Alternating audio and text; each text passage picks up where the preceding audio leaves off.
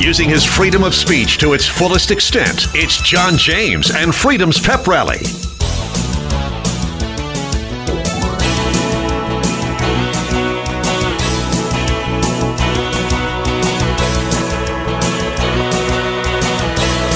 Now, America's friendliest host, your buddy, John James.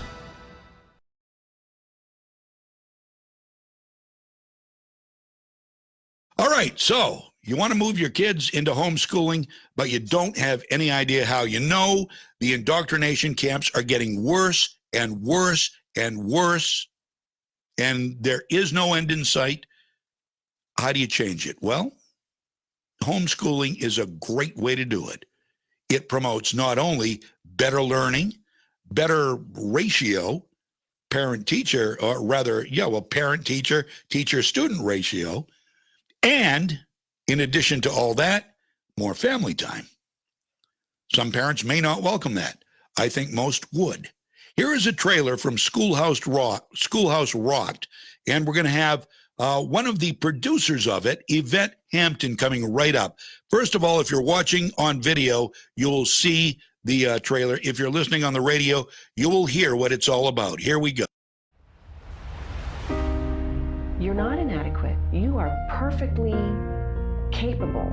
I mean, what is it about a parent that when their child turns 5, all of a sudden the parent's no longer a viable option? Like, oh, you're done. Now it's the school's turn.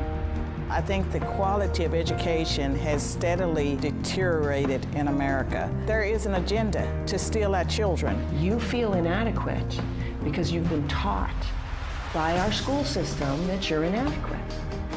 We had no frame of reference for homeschooling other than it just seemed like torture. Like, why would a sane woman choose to be locked up with her kids for 18 years in a row when a school bus would come and take them away and give you like a 9-hour break every day?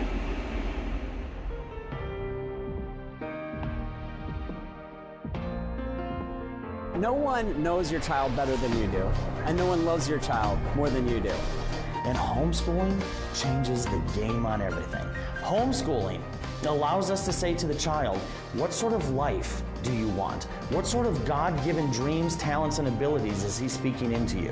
When we think about classroom education and we ask what makes for good education, almost every professional educator will say low student-teacher ratio, teachers who care, good methods, good curriculum. Well, in homeschooling, you get the best of all of those things. What we discovered is that it's very efficient to homeschool.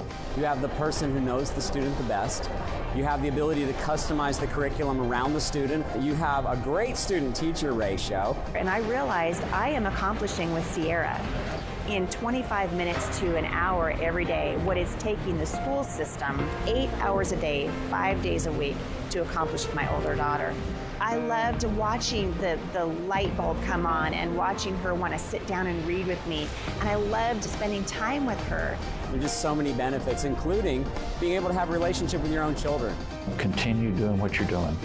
Don't give up, because I do believe that homeschool moms are America's greatest heroes.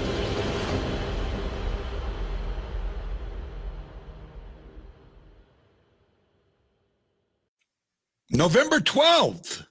It's coming. That's awesome. Yeah, that is thank you. just awesome.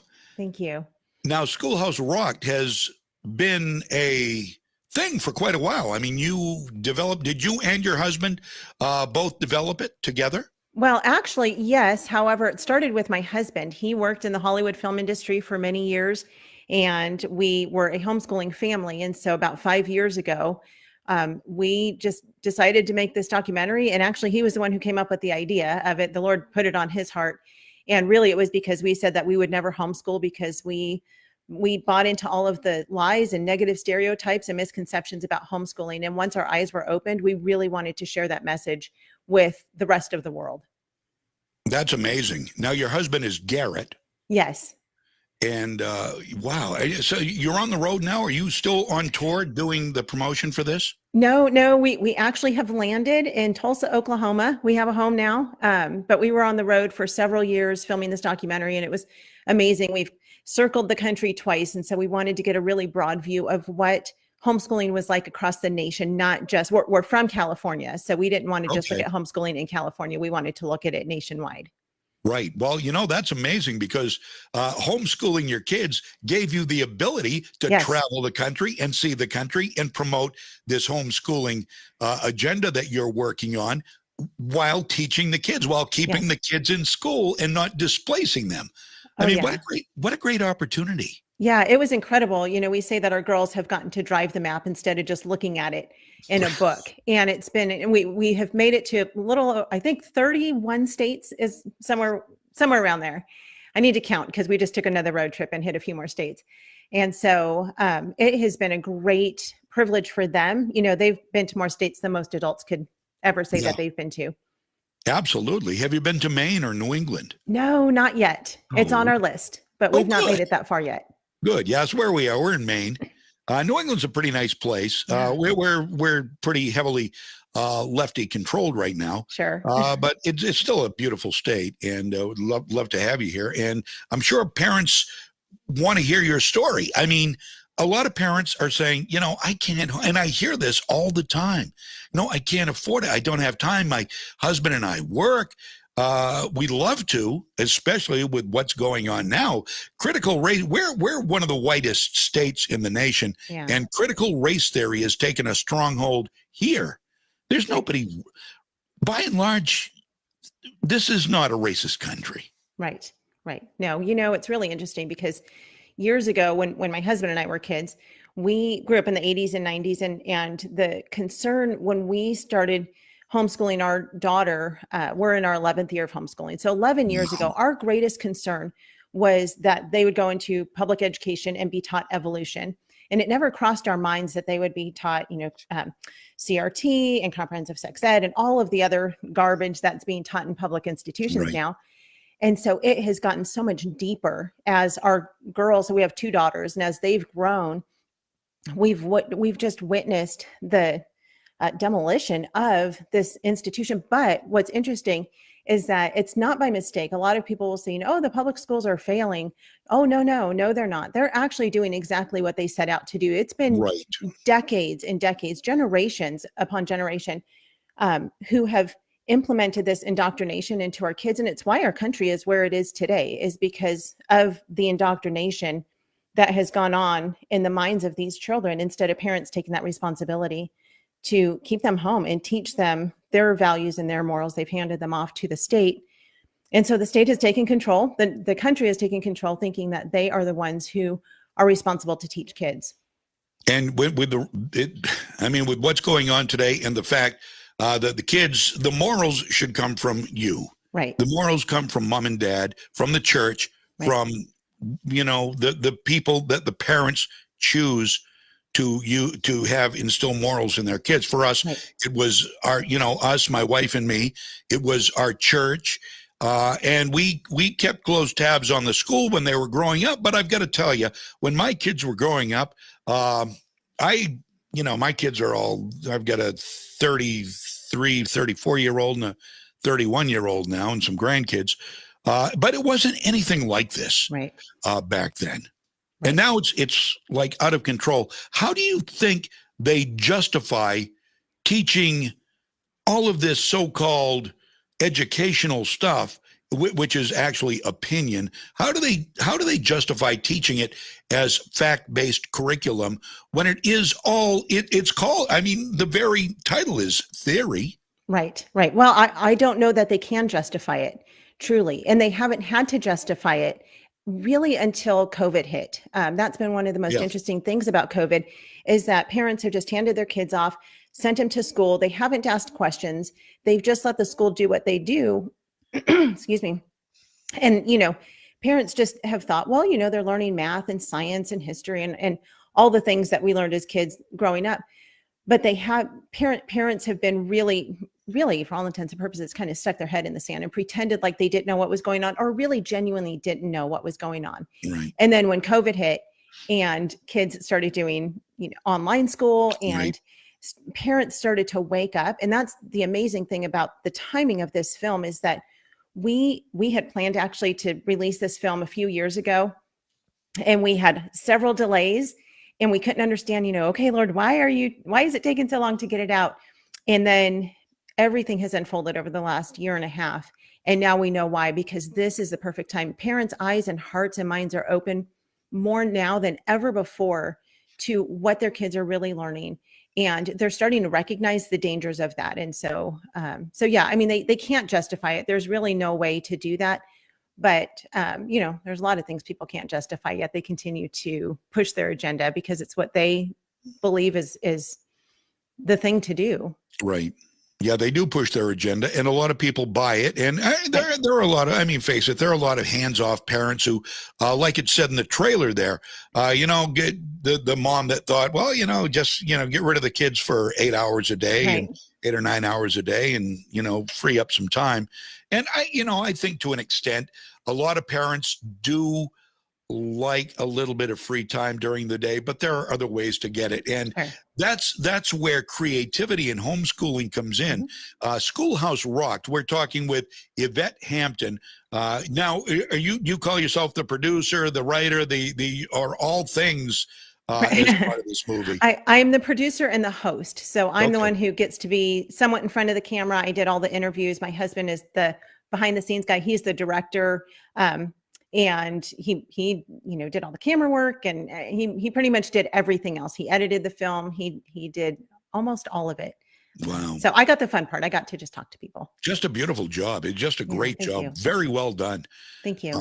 So what can people do? I mean, what are they going to learn by watching your movie?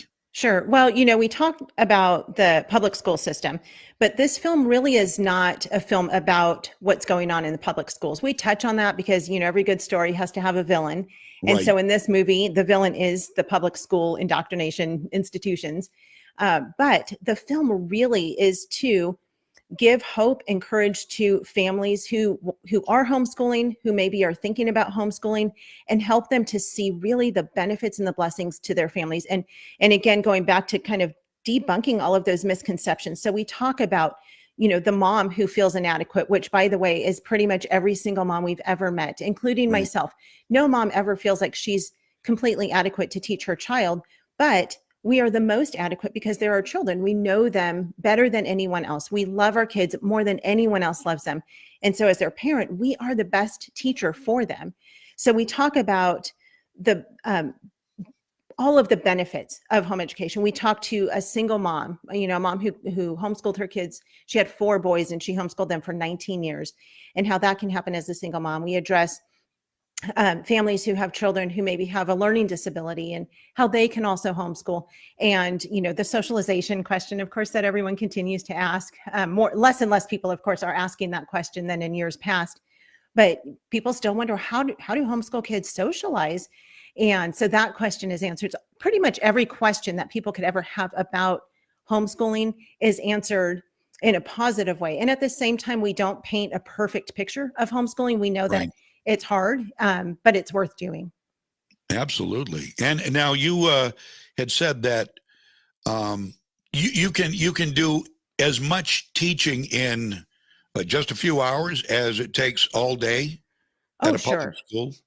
Yeah. Yes. Yeah. As a matter of fact, it is the most efficient way, as one of our guests, Andrew Pudawa, says, because when you think about the traditional schoolroom, you've got a classroom full of, 30 or so kids. Well, most of that day is through, wrangling kids, trying to get kids to cooperate, disciplining and correcting the kids through the day.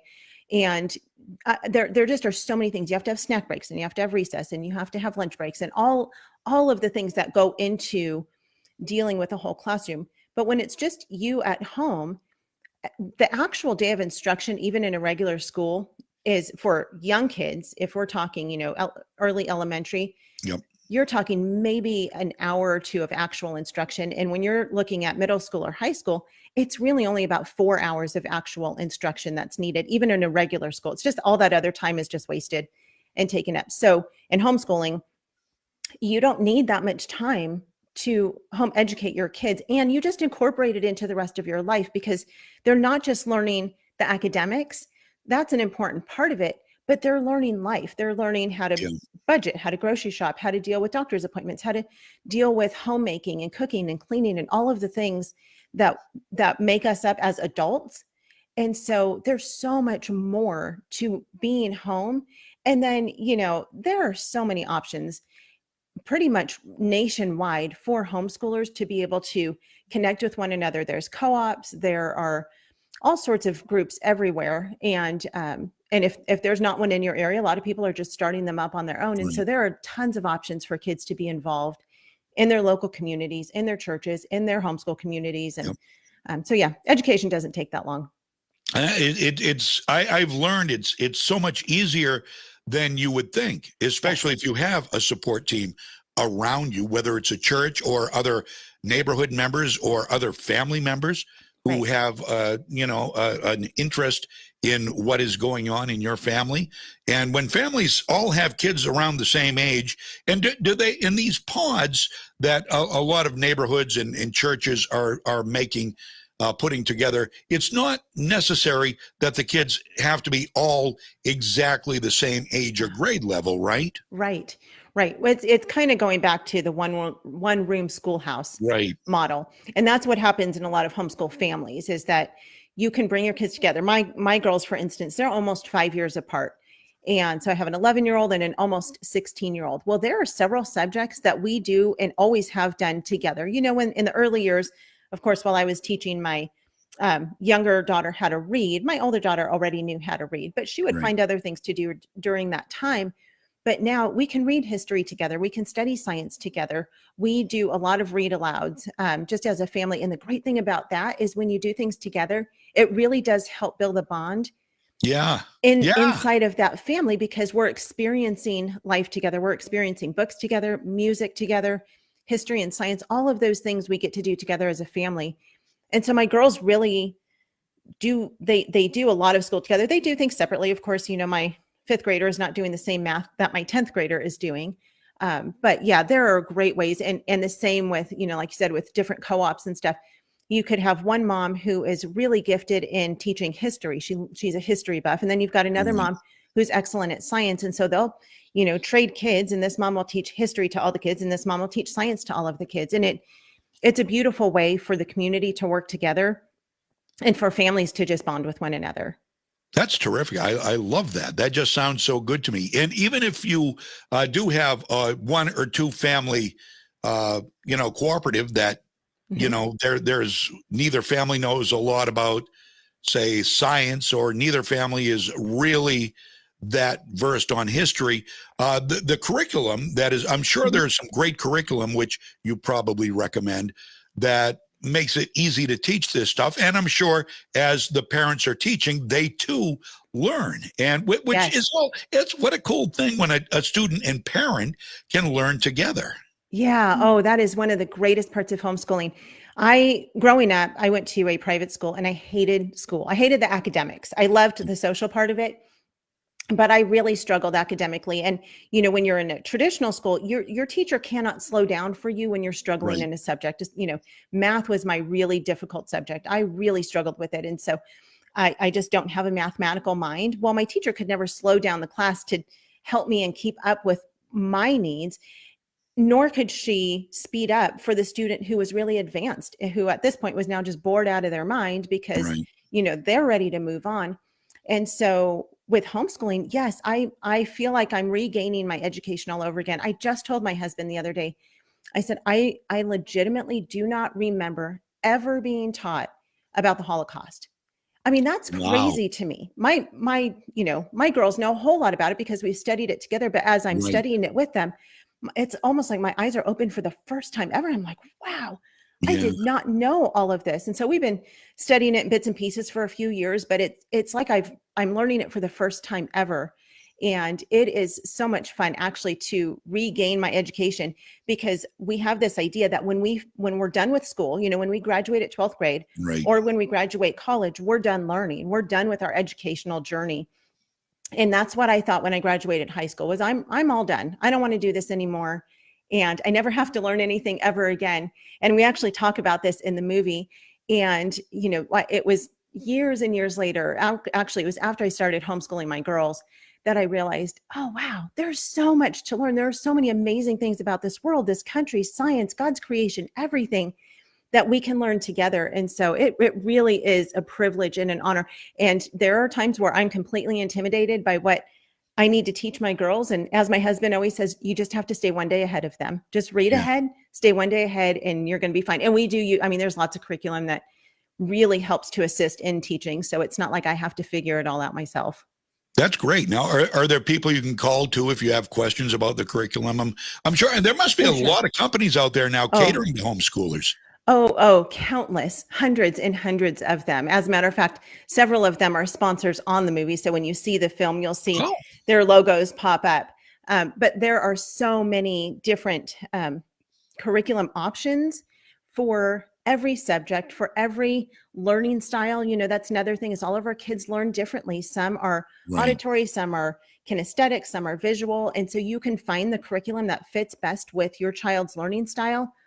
And it is such a privilege to be able to be the one, as their parent, to recognize how your child learns best and then how to cater to that learning style.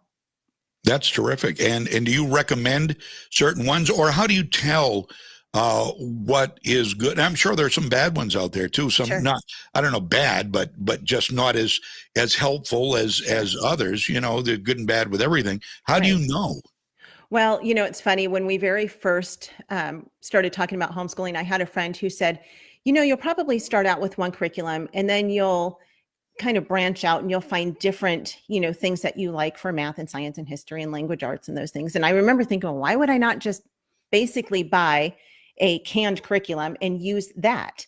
And so, of course, that's what I did the first year. I bought a box set and I said, well, this is what we're going to do, which is what most homeschool moms do. But as you get into the homeschool world, one, there are conventions that you can go to all over the nation that show, I mean, you can basically test out, you know, if you will, I mean, visit every curriculum stand table and get to touch and feel and talk to their representatives and see what their curriculum is. And if that would be one that would work well for you and your family. But I, of course, did exactly what she said. You know, years into it, I found what worked best for language arts, what worked best for history and science and in math. You know, just recently, actually, we changed our math curriculum. My daughter was struggling with the one that she was working with. And so I said, oh, well, you know, let's try a different one and see if this new one is a better fit for you. And so every season is a little bit different, but that's where community comes into, is that, you know, go to your friend's house who homeschools and just say, hey, what are you using for your kids, and take a look at what they're using. And that's real. I mean, the homeschool community really is a community of very like-minded people. And so they're always willing and anxious to help one another out. How do you find them? I know there are a lot of homeschoolers around, and you don't know about them until one day you're talking, oh yeah, well, I homeschool my son. Well, really? And they're all over the place, but is there a resource where you can look people up? There are several, actually. As much as I despise most of social media, that is a great way to find community. A lot of, especially, you know, bigger towns and cities have a local Facebook homeschool page. You know, where we live, we're in the Tulsa, Oklahoma area. We have a local homeschool Facebook page. And so people post on there and ask questions and plan field trips together and, you know, park days and things like that. But the other two resources that are fantastic is 46 of the 50 states have a state homeschool organization. So where I am, it's called Homeschool Oklahoma. And they are kind of our state covering. They watch legislation. They really keep an eye on everything that's happening with homeschool laws in our state. But then they also put on a conference every year. They just stay connected with the homeschool world all over the state of Oklahoma. And they have resources as well. So if you go on their website, and most of these homeschool organizations do this, if you go on their website, they will show, you know, here are some local groups that you can connect with in your area, whether you're in Oklahoma City or Tulsa or wherever it is that you are. The other resource, and you can find those at homeschoolfreedom.org, I think. If you go to schoolhouserocked.com, which is our website, there's a drop down that says homeschooling your state. And that will take you to that website. So you can just go to that website, find your state, and that will take you to your organization if you have one, which most do. But the other resource is HSLDA, which is the Homeschool Legal Defense Association.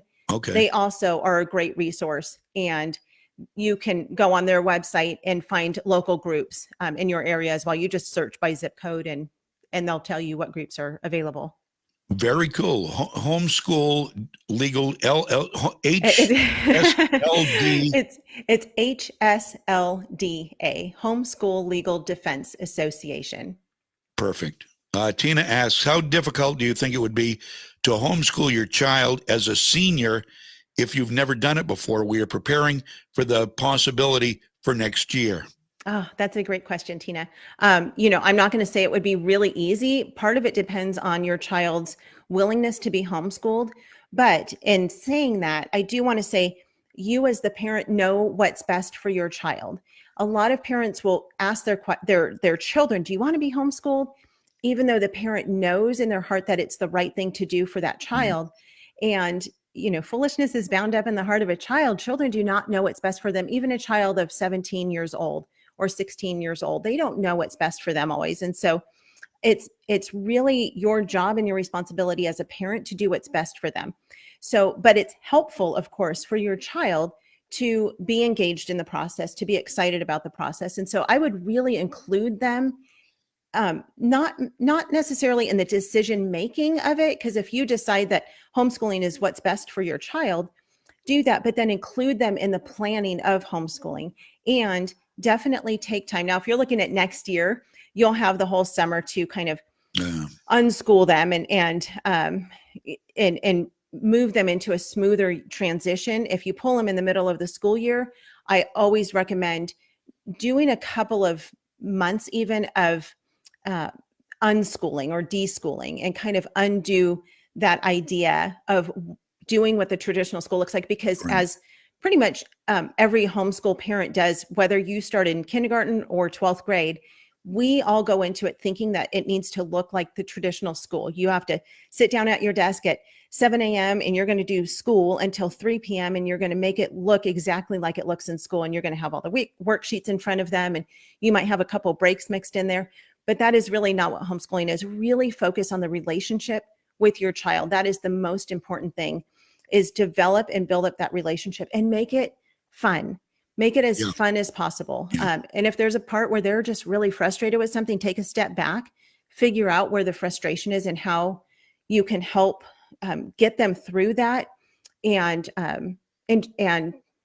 just work through the issues with them, but really work on developing the relationship between you and your child, not just pushing them into this world of homeschooling. So, but yes, absolutely. It can be done at any point. We of course always recommend starting as early as possible, but it's better to start now than never. Absolutely, especially if the kid is being, maybe there's a bully situation that is getting out of control, and we see, while people will say, well, homeschooled kids, they don't have the social life, as you say, they certainly can. A lot of that, I'm sure, is up to the parents to make sure they have some. And a lot of public schools will actually allow, or maybe it's a law in some places, that kids within a school district, if they're homeschooled, they are still allowed to take part in extracurricular activities like, baseball, softball, soccer, theater, maybe, things like that. I'm not sure how that works. But there could be any number of reasons why a parent would want to take a kid out of school, not the least of which could be critical race theory and gender theory being taught as fact, and dividing people as we see it doing across the nation. This is the best way to stop the divisiveness and make the government wake up and either change things or just get out of the business of teaching kids. And give it to private, the private people.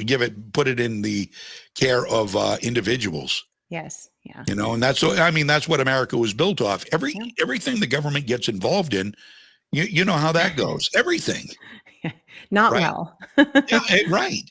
So when it comes to choosing a curriculum, back to this again, just for a quick minute, I wonder, can you mix and match if, the math program seems good with this one, but you don't want their English or history, and so you go over, you can do that. And is it cost prohibitive in any way?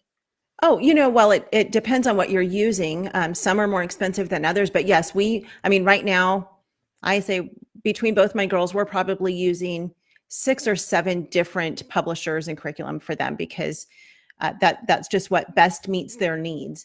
And and let me just say on that note too, there are several options for homeschooling, even on online resources that are completely free. And so people tend to think sometimes that homeschooling has to be very expensive.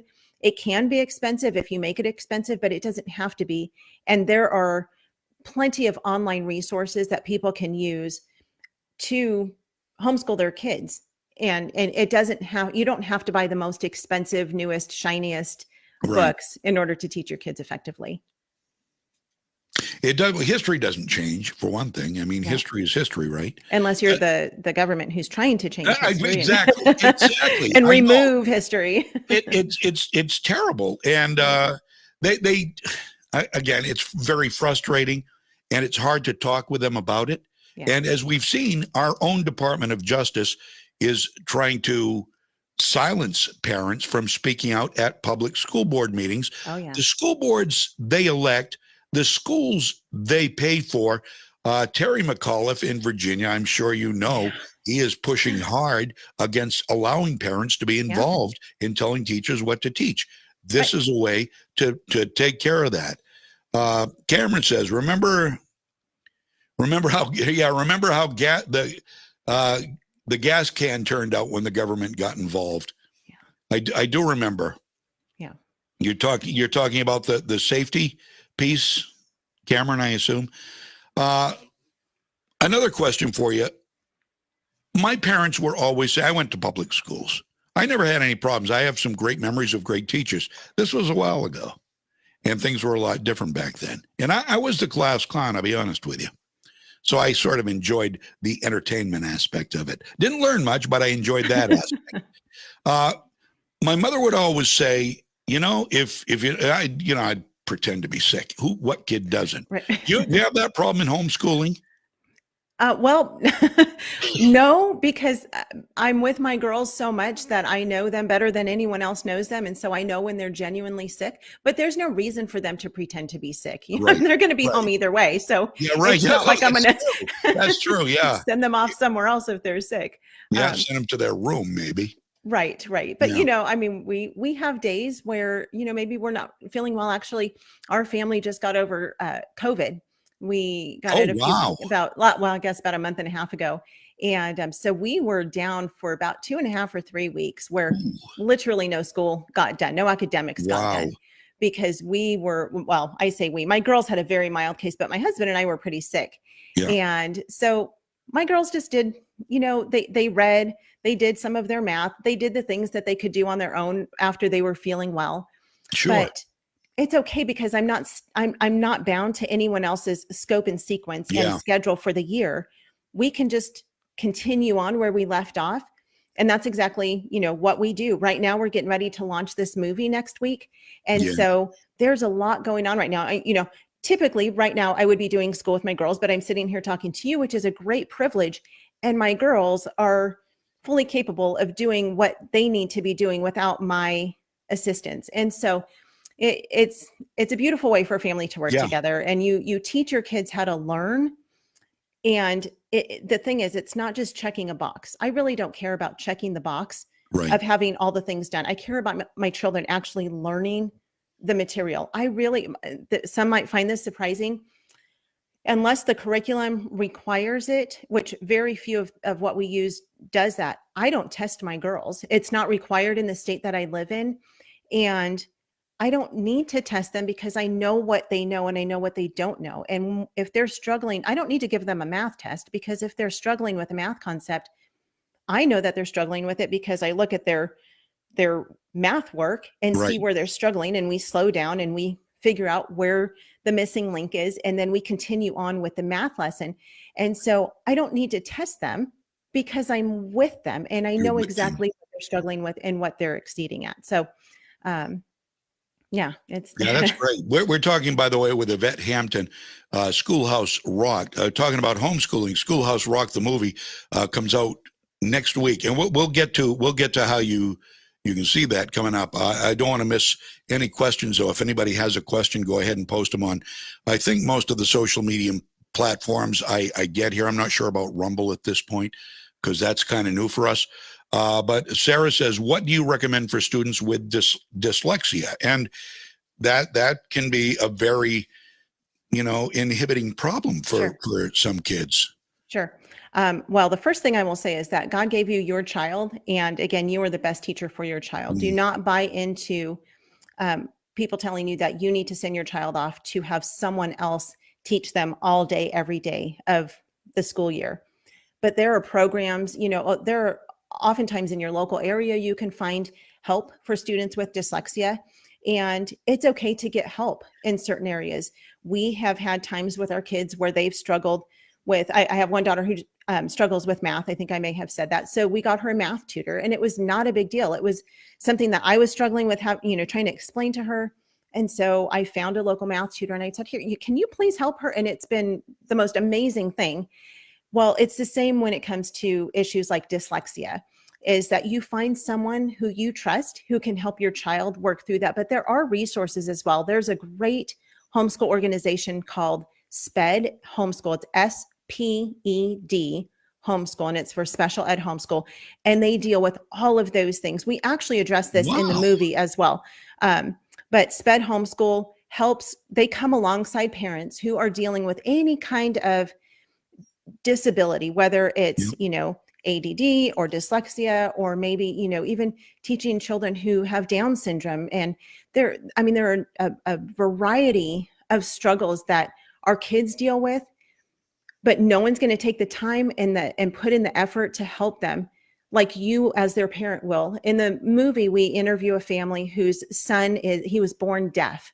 Well, they were hearing parents, of course, and the rest of their children had perfect hearing. And so they had never experienced anything like this before. And as he was growing into his toddler years and reaching the age of school, they said, well, you need to get him into this special deaf school. They lived in Washington State. Yep. And so the doctors recommended going to this one particular school. And so they just thought, well, I guess that's what we're going to do because we don't know how to teach a deaf child. And so they put him in this school, and they soon realized that he was not thriving. And, this mom at one point just had this realization that, wait a minute, I've taught all of my other children. I can teach him too. And here's the thing, we are a Christian family. And I truly believe that if God's called you to do this, which he has, he is going to give you everything you need in order to do what he's called you to do. He's not going to leave you hanging. And that doesn't mean it's not going to be hard sometimes. Absolutely, it's going to be hard, but anything worth doing is hard. Marriage is hard. Parenting is hard. Teaching our kids is hard. Living life on this earth right now is really hard, but it doesn't mean we just sit back and don't do anything about it. And so you have his best interest in mind, or her best interest in mind. And so there are resources to help you, like SPED Homeschool. And you're learning how to deal with them anyway when they're not in school, and how to help them. And so you just bring that into your homeschool.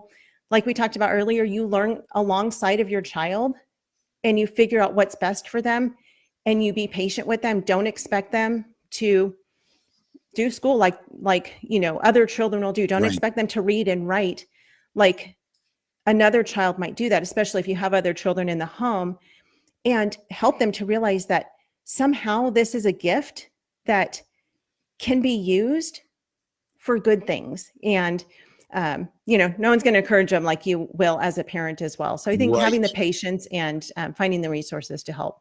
Well, we've seen Yvette, a lot of I want to say younger teachers, because I loved most all my public school teachers. I really did. In fact, I called my fourth grade teacher, and I'm no spring chicken. So I called my fourth grade teacher on a whim last week. She's still alive. Wow. She's in her 80s, and she remembered me, and we just had such a great, fellowship on the telephone. But a lot of the younger maybe it's they're a product of today's universities. They're condescending. They're mouthy to their students. They're judgmental. They're almost like judgmental peers, scolding the students, calling them racist, scolding them if, oh, you're a Donald Trump supporter.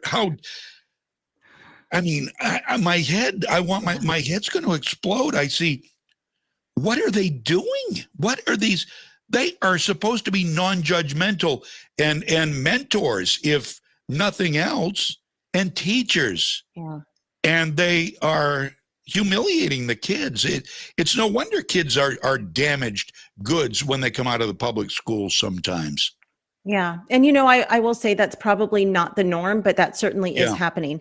And one of the things that people always think is, well, it's not happening in my school. My school has good teachers and my teachers care about my kids. And, maybe we live in a Christian community. And so our public schools are really good. Well, even if it's not the teacher themselves, it's the system that is so unbelievably broken that those good teachers can't get out of it. And then you wrap that up with some of the really bad teachers. And you're absolutely right.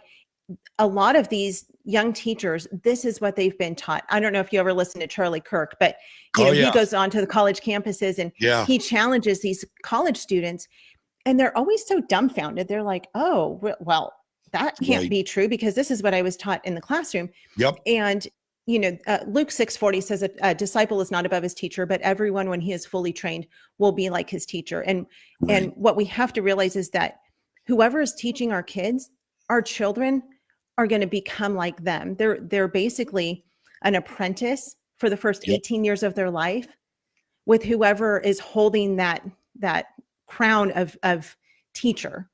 And so you might have a great teacher, but you might have a really, really bad teacher. And sometimes that really bad teacher is going to be really nice to mom and dad face to face, but then you get them in a classroom and it all falls apart as soon as that door is closed. Absolutely. And more teachers are teaching their values. Yes. Oh, to yes. the kids. And we see that. I thank God for the age of videos on demand, because we see it. We see, kids using their phones in classrooms where a teacher said, they took her American flag out and said, pledge allegiance to this flag, and had the rainbow flag hanging up. I mean, who would ever imagine we would get to this place? We've got another question here. I think it's a question. Derica, I loved my 6-year-old teachers and staff. It was the superintendent that finalized my decision to homeschool this year. Oftentimes it is. The administration can be just as troublesome as the teachers. They lay down the law and the teachers have to follow the law, or they risk losing their jobs. So I'm watching the clock now. We're getting close. I love this chat, and you are so full of wisdom and some great ideas. And there's so many different directions I could go in, so many different questions I could ask, but we're running out of time. But I want people to know there is help out there. Schoolhouse Rocked is the name of the movie now. It comes out on the 12th, correct? Yes, it comes out on Friday, November 12th. People can actually pre-purchase their tickets now. It just opened up yesterday, and so people can go on to Schoolhouse Rocked. It's ROCKED, schoolhouserocked.com. They can purchase tickets there. And then we also have a weekly podcast, and that's been a huge blessing because we get to basically take homeschool leaders and influencers in the homeschool world. And every week we have a new guest on the podcast. It airs Monday, Wednesday, and Friday with the same guest. So it's basically a 1-hour interview divided into 3 20-minute episodes. Nice. And we talk about all things homeschool. And when I say all things, we talk about curriculum. We talk about, just the day-to-day workings of a homeschool, but we also talk about marriage, and we talk about parenting, and we talk about homemaking and organization, and again, all the things that are incorporated into the world of a homeschool family, because we sometimes call it life schooling, because it really is part of your life. It's not just something that you separate and you do school separately and then you do life separately. It's all intertwined together. And so we talk about all those things on the podcast as well. But yes, the movie comes out Friday, November 12th. We are super excited about it. And we really encourage people to, invite their friends, invite their families and neighbors and anyone they can, pay the one-time download fee to stream it to your home, and then have a party and have some chocolate cake. And that's great. Is it going to be available on like Amazon or any of the other services? Eventually it will. Right now, it's only going to be available through the virtual cinema platform. And people, the other option is people could do group showing. So if they want to show it at their church or, some sort of local event, we're actually doing it at a local theater here for the big premiere next week, which we're very excited about. So if you have a local theater who will allow you to rent out a theater, you could show it there. But there are different, those are the two options right now, is to do a group showing or to stream it to your home. And then it will come out on DVD after the new year. And then, sometime after that, it will come out on streaming with, Amazon and Netflix, things like that. Yeah. What a great idea. We've got a church that actually Central Church, it's called, has 3 locations. It's a Christian-based church. Yeah. And they're very, very good. Very, your typical 21st century worship house with, the screens and the cameras, and it would be, in fact, the pastor, who's a great pastor, his name is Dan Coleman. You can look up centralchurch.me and you'll learn all about the church. His name is Dan Coleman. He's from Massachusetts. He's settled in Maine, and he is the lead preacher, and he does his thing live in Augusta and is simulcast or tape delayed, I should say, and played back on the big screen in 2 other locations. And it still draws great crowds. He is so good that people still come to see him on the big screen, and he's very personable and very good. And they did the Great Pumpkin on the big screen the other night for the kids' Halloween party we went to. So that's a great idea. That's a great idea, because churches do need to get involved in raising the kids, and this would certainly be a good way to do it. I had another question. I don't know as we've got time. I did have a question. You might have thought of this one already, but if you ever get caught talking with yourself, would you say I'm having a parent-teacher conference? I'm just wondering. I don't think I've ever had that thought before. Okay, well, I there you go. So you can use that. That's from me to you, and no charge for that. Thank you. And the other question I've got is, well, it's not a question, as a suggestion, I guess, because I'm sure your daughters are very intelligent, and I'm sure they love to write. Do they love to write? I have one that does and one that doesn't. Okay, well, the one that does, I'm only gonna give her the title. Okay. But she can make a masterpiece around this and write your retirement with okay. My teacher's name is Mom. Oh, that's a great title. It is. That's it. Love it. Hey, that's I'm writing it down. My teacher's name is Mom. And I mean, that gives me a tear to think somebody could write a story and write, because you are just so inspirational. I mean, this whole thing has been great, and I think we might want to have you back on again sometime. Wow, I would love that. I would love it. Yvette Hampton, I appreciate your time, and give your very best to Garrett for us too. Thank you. I will. Thank you for all you're doing, and hopefully we'll get you here in Maine sometime. Maybe we can get you to a speaking engagement. Yeah, we would love that. Both my husband and I enjoy speaking. I love speaking to homeschool moms and moms and women in general. So before I started on this homeschool speaking journey, I used to help lead moms groups at our church, and I love it. I love encouraging moms and helping them to realize that they are enough. They are everything that their kids need, and no one else is going to raise them up better than mom can and better than dad can. Getting a lot of comments saying thank you. Thank you, Yvette. I appreciate it. Yes, thank you so much for having me. You have a great day, and we'll talk with you again. Okay, sounds great. Thanks so much. Bye now. Bye.